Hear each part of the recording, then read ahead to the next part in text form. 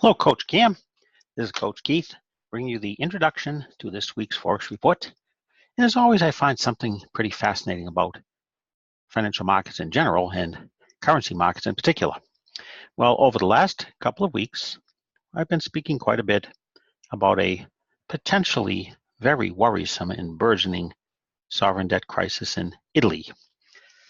Longer-term traders may remember that the Eurozone went through something very, very similar in 2010 and 2011 with Greece.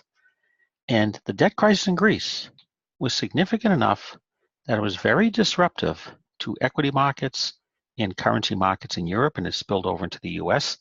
We had about a 22% sell-off when there was the debt crisis, the second of the two in 2011 in Greece. And the points I was making is that Italy is a much bigger country with much more debt and much more important to commerce within the Eurozone. I'll be discussing that in the full report. And I'll give you some reasons why financial analysts do something that is really beyond belief.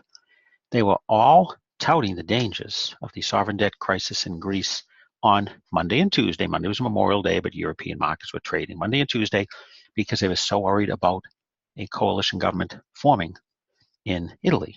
Well, the coalition government was formed early Wednesday morning over in Europe, and all of a sudden the analysts said, well, I guess it doesn't really matter after all. We'll discuss that a little bit more, the way they'll be really venting about something, and then just like that, they change their tunes and say, well, that's not so important after all. It is in the long run. We'll discuss it in more detail later.